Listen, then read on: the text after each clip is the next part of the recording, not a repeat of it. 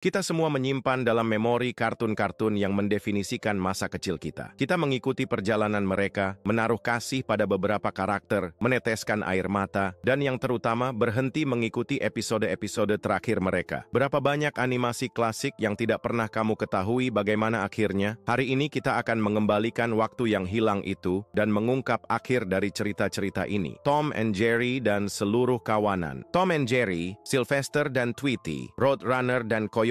Begitu banyak klasik yang kita hafal luar dalam, tetapi akhirnya hampir tidak bisa kita bayangkan. Bagaimanapun, kita mengira Sylvester tidak akan pernah bisa melahap Tweety, bukan? Yang mengejutkan, kartun-kartun ini memiliki akhir, termasuk kejutan dan bahkan perluasan alam naratif. Mari ambil contoh Tom and Jerry, dengan 303 episode pengejaran tanpa henti antara kucing dan tikus. Ditayangkan pertama kali pada 1940, serial ini awalnya menampilkan kucing yang lebih menyeramkan daripada bos manapun di Dark Souls. Dalam budaya digital, episode Blue Cat Blues sering disebut sebagai kemungkinan akhir dari duo ini. Kali ini, Jerry yang menceritakan kisahnya, membantu Tom yang tenggelam dalam depresi setelah ditolak oleh kucing betina yang dicintainya. Akhirnya suram, sang betina menikah dengan kucing lain, membuat Tom mempertimbangkan bunuh diri. Ketika Jerry merenung bahwa setidaknya dia masih memiliki tikus betinanya, dia menemukan bahwa sang betina juga baru saja bersatu dengan yang lain. Adegan terakhir menunjukkan mereka berdua di atas rel kereta, siap mengakhiri hidup mereka. Harus diakui nuansanya intens, sangat mengganggu sampai episode ini memiliki tayangan terbatas. Tapi bernapaslah lega, itu bukanlah akhir yang sebenarnya. Tom and Jerry kembali kemudian dengan episode 104 di bawah judul baru dan bertahan hingga hari ini. Situasi serupa terjadi dengan Sylvester dan Tweety yang kami sebutkan tadi. Pada momen yang tak terduga, Sylvester benar-benar berhasil melahap Tweety, dan disitulah narasi menjadi benar-benar surreal. Dindingan keempat hancur berantakan. Para produser menjadi murka, mereka ikut campur dalam episode untuk mengganti piu-piu dengan burung kenari lain, tetapi penonton tetap marah. Sylvester ditangkap karena kejahatannya dan akhirnya merasakan amuk penonton yang meluap-luap. Semua ini untuk kalian yang menonton di rumah. Pelajaran akhirnya jelas. Piu-piu takkan pernah dimakan oleh kucing itu. Sang kucing terbangun, ternyata hanya mimpi buruk. Ia memeluk piu-piu dan mengungkapkan cinta pada rival lamanya. Adegan yang sangat mengharukan. Trik naratif yang sama seperti episode terakhir BBP Kota Coyote. Akhirnya, ia menangkap burung itu, mengambil garpunya, tapi menyadari tak ada burung sama sekali di sana. Lalu, ia menatap penonton. Kalian mendukungku selama 3 dekade, dan sekarang apa langkahku selanjutnya? Hei, aku sarankan kalian bantu Coyote yang bingung ini di kolom komentar. Zombie dari luar angkasa. Aku tak tahu apakah kalian kenal Shilam, studio Prancis di balik Ogi, dan kawan-kawannya Rats, atau serial yang akan kita bahas sekarang. Zombie dari luar angkasa, kisah 5 alien yang mendarat di bumi, terjebak di sini, jauh dari rumah, berusaha dengan segala cara untuk kembali. Animasi ini selalu membuatku melankolis, terutama saat kepergian alien berkepala 2, favoritku, atau si Malang Bud yang selalu sial. Kenapa aku? Tapi ada kabar gembira. Setelah 102 episode, mereka berhasil kembali ke planet mereka sebanyak 3 kali. Pertama, di episode 72 dengan paradoks waktu ganda, itu tidak dihitung. Kedua, di episode 95, sebuah spesial di mana mereka membangun kembali pesawat, lepas landas, dan mengulang semua perjalanan mereka. Ternyata saat kembali ke rumah, mereka menemukan bahwa seluruh umat manusia dikirim ke luar angkasa karena mereka dalam episode-episode yang intens. Dan tentu saja, mereka akhirnya menghancurkan planet mereka sendiri, membuat semua orang marah. Untuk menyelesaikan situasi ini, mereka terpaksa menaiki roket lagi dan kembali ke bumi. Setelah 9 episode, serial ini akhirnya berakhir, mengungkapkan bahwa alien ke-6 juga berada di bumi. Mereka menawarkan kesempatan untuk pulang, tetapi setelah banyak kebingungan, sebuah pesawat muncul untuk menyelamatkan mereka, hanya saja tidak ada cukup ruang untuk semua. Jadi, di detik-detik terakhir, salah satu protagonis memiliki ide cemerlang dan ingat bahwa ada rekan yang bisa membawa mereka kembali ke planet. Dia muncul di layar, di televisi, dan tapi apa-apaan ini? Sebenarnya, itu adalah sutradara serialnya. Satu-satunya yang benar-benar bisa menyelamatkan mereka. Sekali lagi, dinding keempat hancur berantakan. Batman, The Animated Series. Siapa yang tumbuh di tahun 90-an pasti mengenal pembukaannya. Produksi tahun 1992 ini adalah sebuah mahakarya. Sampai sekarang, aku masih ingat ciuman Catwoman atau episode yang mengganggu dengan Clayface. Saat menulis video ini, aku membayangkan akhirnya adalah film Batman, Mask of the Phantasm. Sebuah episode tersendiri, gelap, dengan Bruce Wayne di ambang batas, dihantui masa lalu, dituduh pembunuhan, terbongkar identitasnya, dan kemudian mantan istrinya muncul kembali, membuatnya bertanya, bagaimana jika sudah waktunya aku berhenti menjadi Batman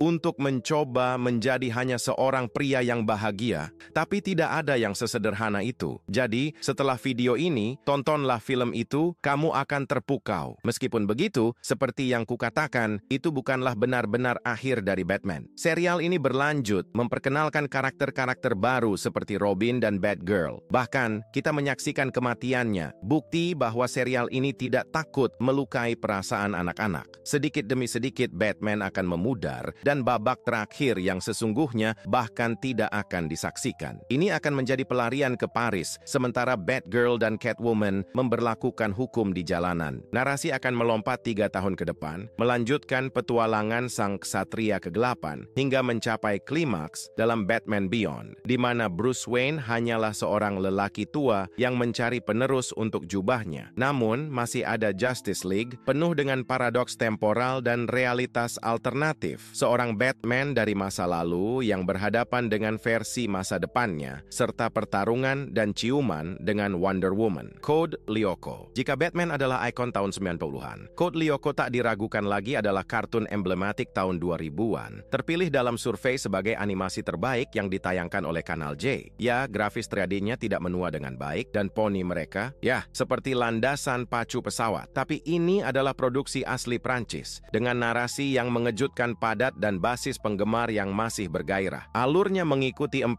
remaja yang di sebuah pabrik terbengkalai menemukan superkomputer kuantum. Saat mengaktifkannya, mereka tanpa sengaja melepaskan Xana, sebuah virus militer yang memiliki kesadaran sendiri. Tujuannya, tebak saja, menguasai dunia, bukan sekadar membanjiri PC dengan pop-up bom Liam R. Tentu saja. Untuk melawannya, grup ini harus mendigitalisasi diri ke alam virtual, penuh dengan makhluk dan menara yang harus dinetralisir. Di sana, mereka bertemu Aelita, yang kemudian terungkap sebagai putri dari pencipta virus tersebut. Ternyata, dikejar oleh pemerintah di dunia nyata, ayahnya memilih untuk berlindung bersamanya di dunia digital. Dan inilah kejutan besarnya. Virus itu sebenarnya tidak pernah ada. Itu diciptakan sebagai tandingan terhadap proyek perang Prancis. Non. Banyak hal terjadi selama 97 episode ini. Roman intens, lelucon yang dipertanyakan tentang gadis-gadis kecil Jepang. Tapi kembali ke narasi. Aita berhasil mewujudkan diri kembali di dunia nyata. Ingatannya dicuri, terungkap bahwa ia membawa fragmen virus dalam dirinya, sementara Xana di sisi lain menyerang jaringan global, menghancurkan alam Lyoko, menguasai salah satu pahlawan yang menyerang sekutunya, dan akhirnya menjelma di dunia nyata. Singkatnya, sebuah bencana. Tapi setelah plot multiverse, rekonstruksi Lyoko, episode-episode terakhir menghadirkan pertarungan pamungkas. Xana dalam bentuk absolutnya dipenuhi energi dari semua dimensi virtual. Milhaud, sang ayah, arsitek virus, mengorbankan diri untuk menghancurkannya. Tangisan kolektif, tawa lega, akhir dari Code Lyoko. Atau mungkin tidak, beberapa proyek muncul setelahnya. Pertama, musim kelima dalam bentuk fanfics, sangat detail, dengan episode lengkap yang ditulis oleh fans, menceritakan kembalinya Xana dan kroni-kroninya. Siapa sangka hanya penggemar Pokemon dan One Piece yang gigih? Salah, Code Lyoko juga punya pasukannya sendiri. Nicky Larson, mungkin City Hunter tidak familiar bagimu. Ini adalah manga noir, kisah Ryo Saiba, detektif swasta dan penembak jitu di Shinjuku yang dikuasai kejahatan dan prostitusi. Seorang pria yang dihantui masa lalu menyaksikan kematian bertahap teman-temannya. Tragedi terbesarnya, kehilangan Makimura, rekannya, sahabatnya, dan terutama saudara laki-laki Kaori, gadis yang ia lindungi, jaga, dan cintai tanpa bisa mengungkapkannya. Tapi dalam versi Prancis muncul Nicky Larson. Si bandit, aku jahat, hehehehe. Kalian akan terluka sendiri, aku mengerikan. Sudah kuperingatkan bahwa aku agresif. Aku sangat agresif. Kalian akan melihat kekerasanku. Aku adalah lubang kebrutalan. Singkatnya, AVF memutuskan untuk melunakkan alam semesta Masalah ini berat. Untuk sedikitnya, sensor ketat memotong berbagai adegan, mengurangi alur cerita praktis. Hanya Nikki memberi perintah kepada Laura. Nikki melecehkan semua gadis yang lewat di depannya, dan Laura menghantam wajahnya dengan palu. Tapi pasti kalian ingin tahu bagaimana semuanya berakhir. Bagi para romantis di luar sana, Nikki akhirnya berhasil mencium Laura di episode 101, sementara dia dalam pengaruh ether, tidak sadar sepenuhnya. Subtitle dibuat oleh komunitas Amara.org. Bukan persetujuan yang jelas, dan yang terpenting, tanpa ingatan sama sekali setelahnya. Serial animis berakhir di episode 143 dengan kematian City Hunter, meskipun bab itu sendiri tidak membawa hal yang luar biasa. Sedangkan manga fisiknya lebih jauh. Mahmud dan Miki menikah, Nikki dan Laura hampir sampai di altar, tapi kemudian takdir bermain. Laura meninggal saat menyelamatkan seorang anak. Jantungnya ditransplantasikan ke seorang pembunuh berusia 14 tahun